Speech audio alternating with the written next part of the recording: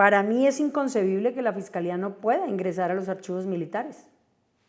Es inimaginable para mí una Fiscalía que no puede ingresar a unos archivos militares, es una Fiscalía que está mutilada en esta clase de delitos. Tendrían la facultad si integraran el derecho internacional, pero se resisten, y se resisten a estar presentes en los archivos.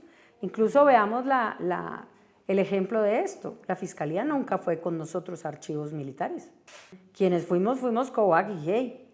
Y quienes fuimos los que trajimos la información para la Fiscalía. Creo que el tema de un instrumento internacional sí es un mecanismo muy importante para entender que también hay una mirada neutral, una mirada fuera del contexto. Y eso ayuda muchísimo porque las personas que vienen de afuera seguramente van a ver cosas que los de adentro no alcanzan a observar o que ya se ha convertido en una normalidad. En Colombia está regulado que cualquier fiscal que esté investigando esta clase de casos puede ingresar y no hay posibilidad de oposición de reserva ni de secreto, incluso a documentos de inteligencia.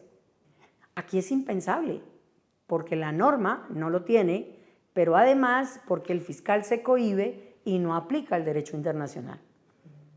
Y creo que en esta clase de delitos no solamente el bloque de derecho internacional es importante, sino es definitivo para romper esos pactos de silencio que se generan en todo este caso. Cuando empezamos a ver la judicialización también del famoso caso Ayotzinapa, pues se mostraban cifras de 180 detenidos. Pero 180 detenidos al inicio, la mayoría eran por crimen organizado, es decir, por porte de armas o por droga. Y por la desaparición, muy pocos. Hoy en día estábamos discutiendo que si bien es cierto se ha aumentado la imputación por desaparición, no todos tampoco están por desaparición. Y esto lleva a una reflexión en el informe, y es que verificada que hay una red criminal que actúa en este caso, la red tiene que responder por todos los delitos, no solamente por uno. Porque miren cómo el tema de delincuencia organizada significa que pagan 4 o 5 años y salieron. Pero ellos tienen toda la acción con respecto a los muchachos. Fueron los que organizaron cómo se dividían los grupos. Fueron los que actuaron, los que decidieron llevárselos, como está demostrado por diferentes caminos. Y ellos pagan una pena, cuando bien les va, de 4 o 5 años. Cuando hablamos de justicia en esta clase de casos, a mí no me interesa que usted lleve a juicio a todo el grupo por delitos. No, eso no me interesa. Me interesa que los impute y los acuse por los delitos correspondientes a la acción de desaparición. Llévelos a juicio por la necesidad de entender que cometieron un delito de lesa humanidad. Y esto tiene un discurso también muy importante, y es que si el país no quiere, no puede o no sabe llevar a juicio a estas personas, hay competencias internacionales que lo van a hacer. Tiene competencia la Corte Penal Internacional en responsabilidad penal y tiene la Corte Interamericana de Derechos Humanos en responsabilidad estatal. A nosotros lo que nos interesa es que se haga un debido proceso, una investigación adecuada, exhaustiva, completa, que genere también autonomía e independencia, y una sentencia que permita entender que hay una forma de decirle a las víctimas que hay castigo para los responsables. Y no cualquier castigo, sino un castigo proporcional al delito cometido. Creo que todos estos criterios son los que hemos discutido y aportado a lo largo de estos años, y que lo que hace para nosotros importante es entender que no cualquier forma de judicialización es la que nosotros podemos avalar. Pero en el fondo también, ¿qué evita esto? Que se siga generando una amalgama entre crimen organizado y autoridad. La impunidad es el peor de los factores en un Estado. La autoridad lo que significa es que debe respetar y hacerse respetar. Pero si la autoridad es criminal y conecta con los criminales, pues toda la población está en riesgo, absolutamente toda. Y fíjate que aquí no es simplemente lo que pasó en septiembre, es lo que está pasando hoy. ¿Por qué la fuerza del crimen organizado hoy es tan violenta en Guerrero? Porque ha habido impunidad, porque no ha habido sanción, porque realmente no les interesa investigar quiénes fueron en la realidad. Y entonces la práctica se arraiga y se vuelve una forma de control y poder, que también lo estudiamos en el informe número 6, en donde lo que sabemos es que todos ellos controlan y tienen poder en regiones enteras donde lo único que hacen es producir su propio beneficio a través de la violencia, el control y la fuerza. Pero además en compañía de autoridades, que eso es lo más dramático.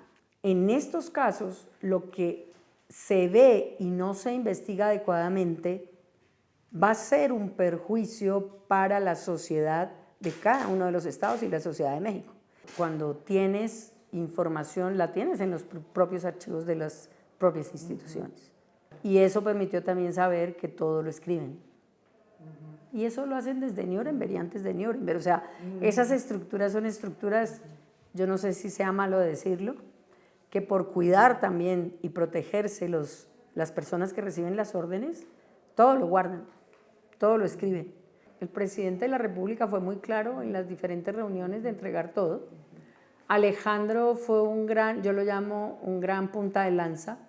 Alejandro, pues Covagy iba a todas partes, pero Alejandro, como digo yo, abría puertas, en momentos álgidos respondía fuerte, pero independientemente, tanto la relación con el presidente como con Alejandro fue una relación cordial y concordante con lo que se pedía.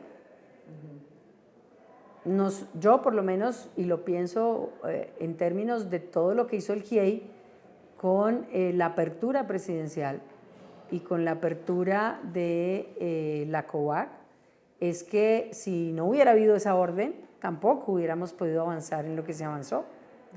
Lo que sí creo es que hay cosas que no quieren entregar, pero desde ese punto de vista la orden está. Me parece más una desobediencia militar contra el comandante de las fuerzas militares que otra cosa, pero creo que la disposición está desde el día 1 hasta el día 3, y sobre esos supuestos pues la relación fue muy cordial, sigue siendo muy cordial. Tuvimos una reunión el lunes antes del informe con el presidente y con Alejandro, y hoy con Alejandro, y nos vamos, digamos, entendiendo que ellos quisieron abrir las puertas, que se abrieron algunas y que faltan algunas por abrir. Él abrió, nos acompañó, nos recibió. Él es consciente de que no han entregado lo que sí hay, y obviamente pues yo aspiro que por lo menos diga, bueno, démenlo a mí.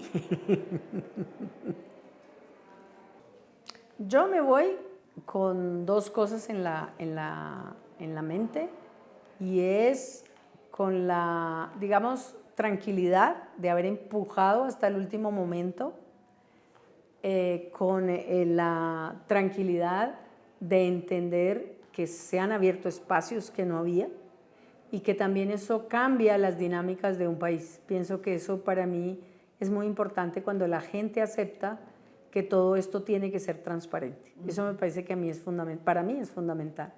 Y lo segundo, con una tristeza profunda, porque sin lugar a dudas, pues empezando por el tema de los padres y madres, pues ya van a cumplir 9 años sin saber de sus hijos, a pesar de que sabemos de 3 de esos muchachos que lamentablemente se encontraron en restos, y que sobre esa base ya fueron identificados, pero nos faltan 40. Y no solamente 40, sino también saber la historia de qué pasó con esos 40. Tenemos una parte de la historia de por qué pensamos que el tema antisubversivo y el tema del narcotráfico son dos vínculos que están allí muy fuertes, en términos de que los chicos se equivocaron de un bus y cogieron el que no era, pero también el tema es de cuál es la realidad y la dimensión de por qué actuaron de esa manera autoridades y crimen organizado. Y no es contra un número pequeño, sino contra un número muy grande de estudiantes, en donde uno dice cuál fue la verdadera razón para hacer esto y en qué momento se desquicia toda esa situación, ¿no? Ahora ya sabemos que pues, había gente de todos los grupos, y también por qué no actuaron si deberían haber actuado para evitar ese resultado. Y nos vamos también con una sonrisa por dos razones, porque que un presidente decida romper cierres también es muy importante en términos de un país, porque hay sistemas que son completamente cerrados. Entrar a mirar qué hizo ciertos sectores era imposible. Y eso también es una visión que a mí me parece que también genera un futuro que puede, si llega a ser coherente y constante y no se cambia, una salida para el tema de seguridad y violencia en México. Ayotzinapa no es solo Ayotzinapa. Ayotzinapa es mucho más. Ayotzinapa ha permitido ver que Guerrero, como lo dicen algunos de allá, es una fosa que ha cubierto años, días y meses de personas que han sido ejecutadas, desaparecidas o de una u otra manera objeto de violencia, y que nunca se hubiera sabido de ellas si Ayotzinapa no entra a averiguar, a abrir fosas, a buscar. Entonces, Ayotzinapa es una puntica de un iceberg que significa el pasado, el presente y el futuro en términos también de cómo actúan y cómo se mueven en todos estos estados, ¿no?